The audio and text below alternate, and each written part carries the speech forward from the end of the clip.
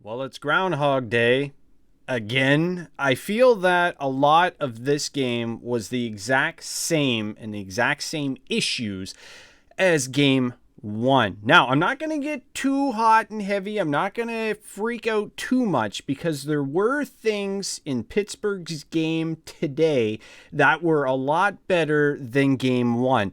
But my goodness, we still got a long ways to go, ladies and gentlemen. I went old school. I wrote down some notes while I was watching the game, and I'm going to cycle back here because I want to make sure I cover everything. So I hope you all don't mind, but I really think this one is going to go the distance, all right?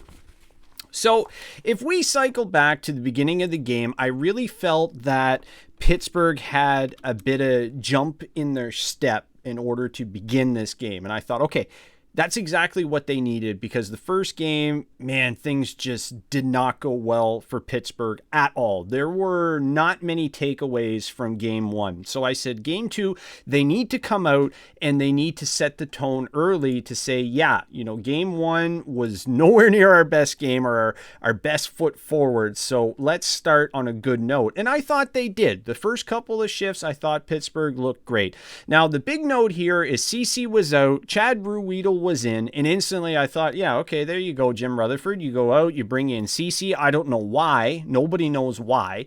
And already after one game, he had such a poor game in game one. He's out for game two. Chad Ruhwedel was in, and more on him later because I thought Chad Ruhwedel played a really solid game. He had some good looks at the net. And then it wasn't long after that, you had Sam Lafferty with a huge hit on Lawton. The Flyers didn't really like it. A little bit of pushing and shoving. I thought it was a clean hit. I mean, there was no penalty on the play. There was nothing wrong with it. And I thought from that point forward, we're going to start to get a real physical game here. But then that didn't happen. And then, of course, Pittsburgh, in typical fashion, they took a too many men on the ice penalty. That's 2 games in a row now that's happened for the Penguins. That stuff just can't happen. It can't. You can't be taking a too many men call 2 games in a row. I mean, geez, everybody's going to be watching their changes a lot more than that. Then Ruhwedel on the penalty kill takes a tripping call. It's now 5-on-3 for 9 seconds. And right there, I thought, okay, now everyone's going to attack Ruhwedel because he took a penalty in his first game, like we saw with CC and Matheson in game one.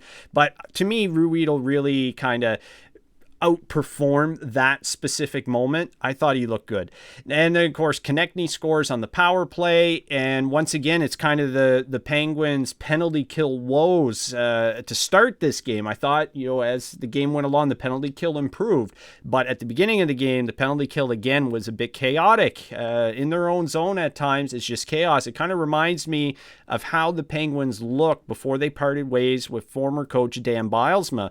At the end of Bylsma's tenure with Pittsburgh, it was every night, it was just complete chaos in their own zone. Nobody seemed to know what to do. It's as if everybody on the bench forgot how to play defense, including the defensemen. It was just really bad. But, they were constantly allowing the Philadelphia Flyers to completely set up shop in front of Tristan Jarry. And I kept yelling at my TV and pointing like, come on, you got to get them out of there. You got to get the players out of there. You can't let them set up shop in front of your goaltender. And if they are attempting that, you got to make it to the point where they don't even want to go there because you're going to rough them up so bad, physically manhandle them out of that spot. You just cannot have that. And then it wasn't long after that. You had the Gensel to Crosby, the 2-on-1. That was denied, and the Flyers instantly go up ice and score. Boom, it's 2-0. And it was reviewed. They were looking for a kicking motion. No, it was all good. And then Provorov scores not long after, and it's 3-0. And when the game went 3-0, my instant reaction was, okay, this is where Mike Sullivan needs to call a timeout because that second goal and third goal was almost back to back. There was barely any time in between them. And I thought, okay, now's the time for a timeout, try to settle it down. But instead he opts to swap out Jarry for DeSmith. And I said, okay, that's fine because it sends a message to the team like, hey boys, we need to be better. Now, I want to talk about Jari because I don't blame all of this on Jari. I really don't. Defensively, Pittsburgh were terrible once again in the first period especially. It was absolutely abysmal. And the Flyers kind of had their way in Pittsburgh's zone for some time. And then now the score is 3-0. But again, though, Tristan Jari is now considered the number one in Pittsburgh. You have to get a stop on some of these. Some of them were a little weak, in my opinion. Now, I'm also reflecting back to Game 1 and tonight as well. Tristan Jari has to be a lot sharper. You know, DeSmith comes in cold, and not long after, he stops a huge shot attempt on Hayes. Yes, it was on Kevin Hayes. And I thought, wow, okay, he's coming in cold, and he made that big stop already. I said, okay, that's an absolute statement right there. But yes, it is very, very concerning for Tristan Jari. He started both games, and it hasn't been the best for Jari. That absolutely needs to improve. Now, Chris Letang is kind of all over the place here in this period defensively. Definitely wasn't the best. And Evgeny Malkin was a complete ghost throughout this entire game. That second line of Malkin, Zucker, and Rust, that line needs to get going. And it's centered around Evgeny Malkin. Malkin has to get going. And to start the second period, what I would have did, Brandon Tanev has been playing phenomenal. He gets a goal again tonight. Goals in both games so far for Pittsburgh. I would have taken Tanev and put him on the second line and either drop down Zucker or Rust to the third. Just something to try and reinvigorate Evgeny Malkin. You go back to last season, Evgeny Malkin was an absolute beast for the Pittsburgh Penguins, and it was a real bounce back year for him because the year before that, Evgeny Malkin kind of declined a lot that season. He got a lot of flack for it, and then what did he do last season? He really stepped it up, and he looked like Evgeny Malkin again. He was really driving the play. Tonight, I didn't see that drive from him. To me, it almost seemed as if he's at a point right now where his confidence is down because anytime Malkin had the puck on his stick, it's as if he could not wait to get rid of it. And at times, he was giving up prime shooting opportunities to opt for the pass. That, to me, is a sign of a player playing with very, very low confidence right now. That's up to the coaching staff to try to correct it. And I'm really hoping Mike Sullivan juggles it come Game 3. Now the Penguins are in a hole. They're down they're 0-2 on the season. It's a 56-game season. There is not much time in order to figure things out. If Pittsburgh drops the next game, which is Sunday afternoon against the Washington Capitals, again, no easy opponent in this division. If they go 0-3 to start the season, I honestly fear something drastic is going to happen. Maybe they're going to part ways with Mike Sullivan. It's really tough to say at this point. But even though they're 0-2, I still have a bit of fear in me that Pittsburgh might do something very drastic. Still, though, there are some takeaways from this game, and I'm going to get into to that. But yeah, when it went 3-0, I thought, okay, here's where I have an aneurysm because this is going to be a complete, just utter disaster like the game before. But then all of a sudden, okay, Pens go to the power play. Crosby scores on the power play. It's a 3-1 game. That's his 107th point against the Philadelphia Flyers, I might add. Crosby likes to eat up the Flyers. And then not moments later, 3-2. Tanev scores, and I'm thinking, man, Tanev, you got to love him. And I remember when Brandon Tanev signed with the Pittsburgh Penguins, a lot of Penguins fans spoke out about the contract and said it's too much money, it's too long a term.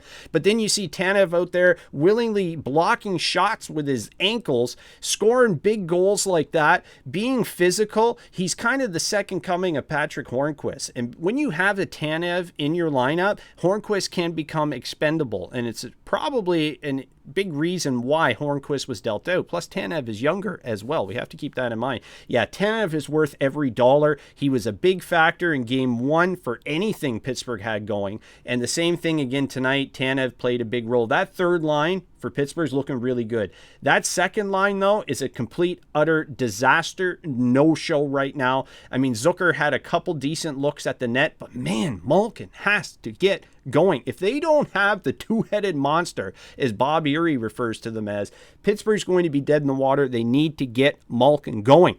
So it's 3-2. Suddenly I can breathe again, and I'm thinking, okay, Pittsburgh, please, for the love of all things, come back in this game. You guys need a big win here and try to turn the tide. And then, of course, that huge save by DeSmith on Hayes. just giving up too many grade A opportunities to the Philadelphia Flyers. And the Flyers have a ton of offensive talent, and even more so come the offseason, to the point where you can't be continuously giving up odd man rushes to a team like Philadelphia. They're going to make you pay for it. And that's exactly what happened again tonight. Pittsburgh have been chasing games already the entire season. And when you're suddenly down 3-0, that is a heck of a hole against a team like Philly who can put the puck in the back of your net. But again, it comes down to just defensive chaos in their own zone and just giving up too many grade A opportunities to Philadelphia. And just like that, it was basically game over by the end of the first period. But then Pittsburgh did come back. So you got to give some credit there. They came out firing a lot better in the second period. And from the second period on, I thought defensively they were better. Was it still perfection? No, but they were much better. And then, of course, under a minute to go, we have some hatred heating up to close out the period. And, Malkin was quiet, yeah, but him and Hayes were having words at the end of the second period. And I thought, okay, maybe this is the beginning of Malkin trying to get going here. A little pushing, a little shoving, a little bit of verbal jabs back and forth, just anything at this point to get the guy going. So I was all for that. And then, of course, Letang takes an awful penalty on the power play. And it's kind of the story of the night. Pittsburgh gets a power play, and then they take a stupid penalty, and then just like that, the momentum they were gaining on the power play is completely gone. Zucker had a breakaway, shorthanded. That was denied. First few minutes of the second, I think it was a shorthand opportunity. I should have wrote that down. And then after that point, the game really started to settle down. It was kind of some wide open chaos hockey for a while, but from that point forward, everything settled down and everybody just kind of stuck to their game and were really competing hard for every inch of the ice. And then another Penguins penalty, back-to-back absolute crap from Matheson, the trip on Farabee, and I instantly said, okay, you took Ceci out in favor of Ruhwedel. Matheson had no business being in this game because of the performance in Game 1, and he should have been replaced with Juuso Riikola. I love Riikola. He is at the point in his career now where the only way he can develop more as a player is more NHL games under his belt. Riikola is an NHL-ready defenseman. He needs to be in there. Matheson and Ceci have no business being with this lineup. They should have never been signed. It's kind of like Jack Johnson when they brought him in. He should have never been signed, and they buy him out. Now the New York Rangers have a Jack Johnson problem, and already that fan base has gone crazy about Johnson and D'Angelo and saying, wow, this is one of the worst defensive pairings ever. We need to do something. And then, of course, not long after that, Tanev had that big block on the penalty kill. And as soon as he did that, I said, okay, yeah, this is why Tanev was brought in and given the contract he got, because you need players like that in order to win hockey games. You need those superior penalty kills and guys willing to sacrifice the body. Tanev is all of those things, plus he has that offensive punch for Pittsburgh as well. Now, the Pens sloppy power play, just under 6 minutes, Flyers almost scored shorthanded. I really thought when the Penguins were on the power play there, they're passing the puck around nicely.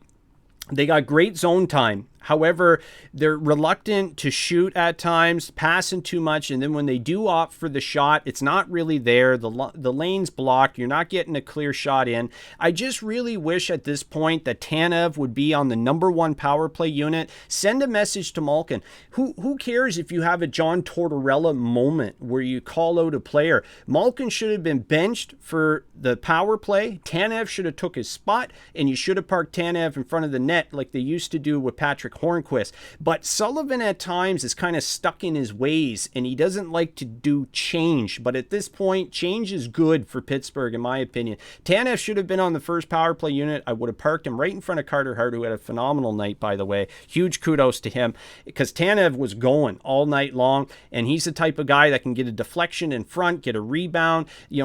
Pittsburgh needs to keep it simple. Just try to wrist it in, get a deflection, get a rebound. They're opting for these hard shots and just these tic-tac-toe plays. No, just stick to the basics, please. At this point, you got to get something going. And then once again, the Penguins take an absolute dumb penalty. They're up on the power play. Then Jared McCann comes in, throws an elbow up on Sanheim. I literally lost it at this point. I got up out of my chair. I just absolutely freaked out because, man, Pittsburgh needed some momentum. And then what the hell are you doing, Jared McCann? Like, it was 100% the correct call. You clearly saw the arm come up, the elbow make contact with Sanheim's helmet. And I'm thinking, when you're taking penalties like that, especially in the offensive zone, that's absolutely abysmal. Like, that's just so stupid. You took away the power play opportunity. You took away any momentum you started to build. Just awful stuff. Then Ruedel, not long after, with a chance down the wing. Hart with a nice glove save. Shorthanded chance, by the way. Ruedel was kind of involved offensively, defensively. I thought Ruedel played a great game, and to me, instantly, Ruedel should be in there. CC out. Second period, though, was very quiet compared to the first. Pens much better defensively. Anytime the Flyers had some zone time on Pittsburgh, I thought everybody picked up their man a lot better than the first period or compared to game one. And they did limit opportunities for Philadelphia from that point forward. And at this point, I'm thinking, okay, the next 20 minutes, the third period, is going to be so important for the Pittsburgh Penguins moving forward. If they lose the game, okay, but that third period has to be a strong one. If you lose a game where you close out strong, you're finishing your second period, your third period looking a lot better than the first, it's something you can build off of. However, if things started to get out of control and suddenly, defensively, everything started to fall apart again, it's kind of hard to start to gain momentum off this game going into game three. Third period, Penn's really controlling the play for a while. Things get a bit heated with about 15 minutes to go. A lot of pushing and shoving in front of Carter Hart. 11:39 to go. Matheson was ridden very dangerously into the goal post. The Penguins got a power play from that. And, you got to give a lot of credit to Carter Hart, because on that power play, hey, they didn't take a penalty to ruin it. No, they had zone time for almost the full 2 minutes.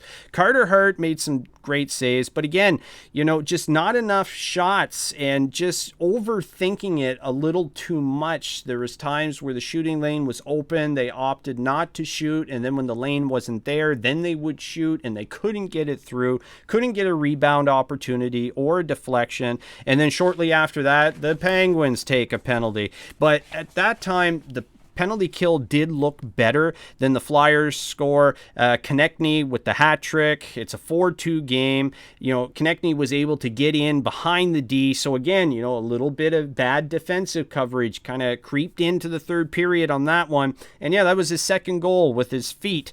Pens lost in game one, once again. Well, they lost in game one because of sloppy coverage in their own zone. And I'm really worried for Jarry. I am. I don't blame everything on Jarry. I really don't. But, man, when you're classified as the number one guy, we got to get some of those saves every so often. And it's just one of those nights, where you really feel bad for the guy, because game one wasn't the best outing. Game two wasn't the best outing again. And then empty net goal for Lindholm, 5-2 Flyers. It's great to see him in the lineup. But looking at the game notes, yes, Malkin was a complete ghost again tonight. Game one and game two, was there anything in either of those games where you could look at and say, okay, Evgeny Malkin, we're starting to build something here? No, absolutely not. And this is where Sullivan needs to step in and do something to get Evgeny Malkin going. I don't care if you have to haul him aside in a bathroom stall and give him a talking to like a toddler. I don't care. You got to get Evgeny Malkin going, because if he's not going, the Pittsburgh Penguins are going to have a heck heck of a long season on their hands. Too many penalties. They're taking too many stupid penalties. And when you're constantly taking penalties, when you're on the power play, that is just inexcusable. You cannot be doing it. And man, McCann with the elbow, like, come on, that's as dumb as it gets. Carter Hart was unreal tonight. Yeah, they got 2 by him, but man, after that, he shut the door. You look at the shot differential there, and Pittsburgh did very, very well against the Flyers when it comes to that. But again, the shots were 33-20 for Pittsburgh. Face-off percentage 52-48. Pens were 1 for 5 on the power play. Flyers were 1 for 6. Hits were 31-25 for Pittsburgh. Blocks 11-5 for Pittsburgh. Giveaways 8-5 in favor of the Flyers there. But Carter Hart, yeah, you got to give him a ton of credit. Remember, there was an issue with Philadelphia for some time. They needed a number 1 goalie. They got him, and Carter Hart. Defensive play at times, yeah. The first period, that's where the Penguins lost the game, simply because the defensive coverage was god-awful to the point that Philadelphia was able to capitalize multiple times. Game was over right there. Pittsburgh just dug too big of a hole for them to come back. It needs a full 60-minute effort, not just 2 periods, not just 1 period, all 3. Defensively, they need to shore that up. Maybe it's the loss of Jacques Martin. Jacques Martin is a defensive-minded coach. Now with the New York Rangers, they needed to work on defense, hence why they went out and got Jacques Martin. You look at the defensive play of the Pittsburgh Penguins so far this year through the first 2 games, and you think, okay, where did this come from? Because defensively last year, they were not this terrible. And yeah, you can blame some of it on CC 100%. You can blame some of it on Matheson 100%. But hey, there's more defensemen than just them, and there's a hell of a lot more forwards than there are defense. It takes a full 5-man responsibility to play team defense. And so far, I haven't seen it for a full game. But again, it's only 2 games so far. Yes, Ruhwedel looked great. I love that they took CC out, put Ruhwedel in. That sends a big message to CC. He needs to be better. But again, Matheson wasn't a stud or anything tonight. Was he as bad as game 1? I'd say probably not. But again, Matheson just isn't bringing anything to the table to the point where I think, yeah, 100% he should stay in the lineup. I would take Matheson out for game 3. I would put Riikola in. Also on the second line, I would take either Zucker or Rust off of it. I would elevate Tanev to the second line. Try to get Malkin going. I don't even care if you need to do a couple shifts in game 3 and put Malkin with Crosby. Something. You have to get him going. Gino's not going. Pittsburgh is not going anywhere. They need that first and second line firing. First line's looking okay. Second line is a complete dud. Complete dud. Third line's looking great. And fourth line's, of course, the fourth line. But again, here we are, 56-game season, and Pittsburgh's already 0-2.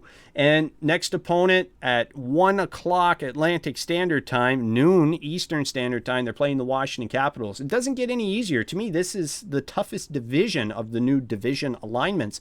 Pittsburgh needs to win Sunday against Washington. If they lose to Washington on Sunday and they go down 0-3 to start the year, I could see something drastic happening. Maybe a Mike Sullivan firing. Something's got to give because, man, I have not liked Pittsburgh's game these first 2 games. Although the second and third period tonight, there's some things there that Pittsburgh can build off of moving forward. But, man, the biggest issue so far, too many penalties. Malkin's a complete no-show through games 1 and 2, and too many defensive mistakes. It's killed them. Absolutely killed them. Game 1 and game 2. That has to change for game 3, or they're going to be 0-3 to start the year.